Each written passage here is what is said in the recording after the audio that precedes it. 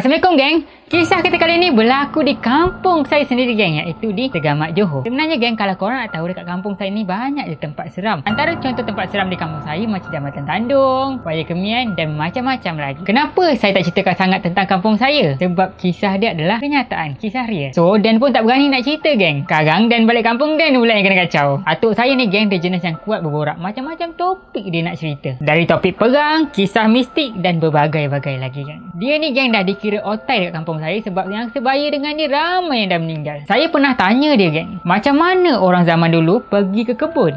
Bukan tak ada motor ke? Tak ada kereta? Nak dikatakan naik bot ikut jalan hutan? Tak takut kena makan rimau ke masa dalam perjalanan? Jawapan dia mudah je geng. Orang zaman dulu tak sama macam orang zaman sekarang. Zaman dulu jalan kaki pergi kebun 5 km. Kalau orang sekarang dah penat dah. Orang dulu tak pernah rasa penat. Tak pernah rasa nak naik basikal, apatah lagi motor. Kalau korang tak percaya, korang tanya atuk nenek korang yang umur 60 tahun ke atas. Tentang harimau, dulu bukan setakat harimau je banyak, komunis pun banyak. Sebab tu orang dulu-dulu ramai yang memakai. Yang faham tu faham lah, yang tak faham diam je, okey? Kenapa diorang memakai geng? Sebab zaman tu tak ada sensor lagi, gergaji automatik. Semua pokok dekat kebun besar-besar. Semua potong pakai manual. Kalau tak memakai, mana dapat tenaga untuk tebang pokok? Mana nak dapat tenaga untuk bercocok tanam? Mana nak dapat tenaga untuk jalan jauh? Kalau tak memakai, dah lama kebun-kebun orang curi. Zaman tu tak ada mangga, tak ada lock lagi. Dia cakap macam tu.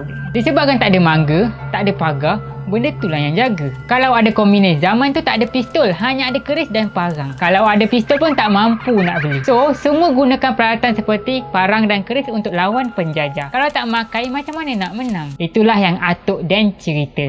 Lepas tu Atuk Dan cerita lagi. Dulu, masa kenduri kahwin, ada satu adat dipanggil pinjam pinggan bunian. Bila nak kahwin, ada satu pawang akan pergi ke alam bunian untuk pinjam pinggan mangkuk dan juga balai. Kemah tu, saya tanya tu zaman bila? Dia kata sebelum merdeka. Dan dia kata kebanyakan orang zaman dulu berkawan dengan bunian. Benda ni dia pernah cerita kat saya dulu. Untuk kepastian saya call dia. Mana tahu saya takut salah cakap. So untuk kepastian saya call dia sendiri. Ini perbualan saya dengan dia geng. Hello, Assalamualaikum Tok Bah. Waalaikumsalam. Kat mana? Kat rumah. Abang okey sihat? Sehat. Tok Bah, Iwan nak tanya sikit boleh?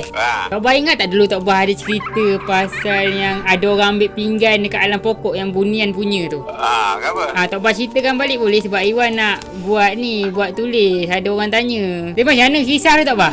Dia tiap-tiap kali bila orang kahwin. Okey, lepas tu? Bila orang kahwin, orang nak buat balai ke, nak pinjam pinggan mangkuk. Okey.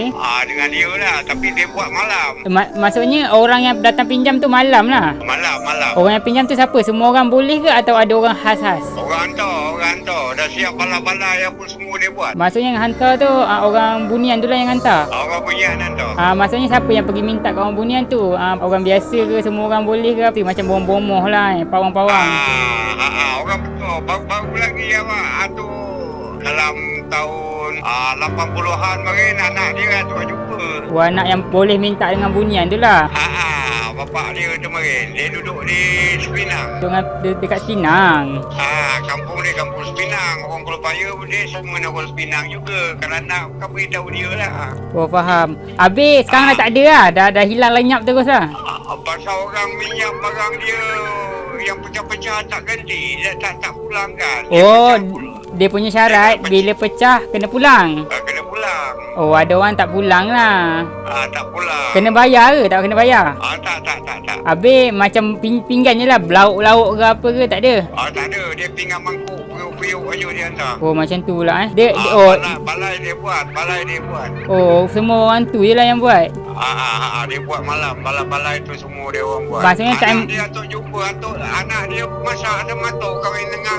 Maksudnya yang orang biasa tu lah anak dia, bukan orang bunian? Bukan. Maksudnya orang yang boleh masuk ke alam bunian tu lah yang minta kan? Oh, faham. Masa kahwin Jambi bagi Atuk masak sama dia. Oh, faham. Habis nak pulang kan macam mana? Nak ambil dia macam mana? Dia orang lah. Tak tahulah, dia orang lah yang handle. Dia orang dah siap basuh semua dia orang. Yelah, sebab zaman dulu kan tak ada duit kan. Tu ambil jadi dia orang ambil lah. Tak tahu bila dia ngambil, tak tahu. Habis tuan rumah pun tak sedar bila dia pasang, bila dia pinggan semua. Sedar-sedar bangun besok pagi dah ada dah benda tu. dah habis. Barang tu pun dah habis. Oh, macam tu Barang tu pun dah hilang semua, dah habis semua. Kalau kau nak tahu, zaman dulu masa kenduri kahwin bukan macam zaman sekarang, geng. Zaman sekarang kalau buat jemputan 1000 orang boleh datang, hanya 1000 orang je yang datang. Hanya ada kad je yang datang. Zaman dulu tak, geng. Zaman dulu kalau orang buat kenduri kahwin tak ada kad jemputan. Kalau orang dengar dia kahwin je, kalau dia famous, kalau 3 buah kampung, 4 buah kampung kenal dia, 4 buah kampung tu dah datang. Diorang tak fikir lauk banyak yang diorang masak. Atuk saya cerita, geng. Zaman dulu ada satu orang tukang cedok nasi. Tukang ambil nasi letak tu. Zaman tu nak dapatkan makanan memang susah gila. Kalau buat kenduri kahwin, lauk pun hanya ada satu je hidangan, geng. Tak macam sekarang, bersepah hidangan, macam-macam ada. Apa yang paling pelik, geng, zaman tu hanya ada satu je lauk dan juga tempayan kecil. Tapi kenapa 4 kampung boleh cukup untuk makan? Zaman tu, geng, tukang cedok lauk tak sama macam zaman sekarang, geng. Zaman sekarang kalau cedok sikit orang tak marah. Zaman tu kalau cedok sikit mengata orang, geng. Mengata buat mulut. Hujung keturunan dia buat mulut pasal kerja kahwin kau. Ini adalah kisah tukang cedok lauk masa kerja kahwin dulu-dulu. Habis yang Tok Bas cerita dulu yang ada orang yang cedok lauk tu macam mana pula? Lauk apa? Kan cedok lauk takkan habis tu, yang ada orang boleh cedok lauk tu. Ini orang kalau paya anak dia, kawan abah ni makin. Siapa? Dia kalau orang buat kerja kahwin, dalam tempayan dia tu, tempayan dia kecil je. Masuk dalam tempayan dia tu, tu kan dia jagalah lauk tu. Lauk tu sikit lah maksudnya. Sikit, orang tak boleh tengok lah. Lauk tu. Oh, macam tu Kalau nak beri mangkuk ke besen ke tadah dia cedok. Tak kisah berapa banyak pun boleh. Takkan habis lah. Banyak-banyak pun tak apa. Tak apa. Hantar kalau barang. Itu kan sampai dia orang dah habis buat kerja kahwin. Itu kan dia pulang je kan dalam tak ada lagi tau. Orang tu dah meninggal lah. Tak ada orang tu. Dah. Dia adik-beradik dengan mak kalau paya ni. Atuk jumpa dengan dia. Selalu ambil lauk dengan dia. Oh. Habis tak sakit perut pula? Tak sakit perut pula makan? Tak. Dia kira macam tempayan kecil Tempayan kecil aja. Orang buat kerja kahwin dulu lebih kurang dalam 7 kilo daging lah, 10 kati. Okey. Buat kerja kahwin dalam 7 Oh, kati faham. aja. Yelah, dulu orang ramai jemput satu kampung. Duit pula tak ada kan? Duit pun tak ada. Macam mana pula nak panggil orang makan tu tak? Dia tu lauk kari aja. Oh, satu lauk je menu? Satu lauk aja. Itu kalau menyaga, untung tu. Dia satu lauk aja. Macam mana dia buat tu? Macam mana dia buat tu? Tak tahu lah tu. Itu atuk tengok memang atuk selalu minta lauk ni. Daripada atuk sekolah mungkin selalu minta lauk.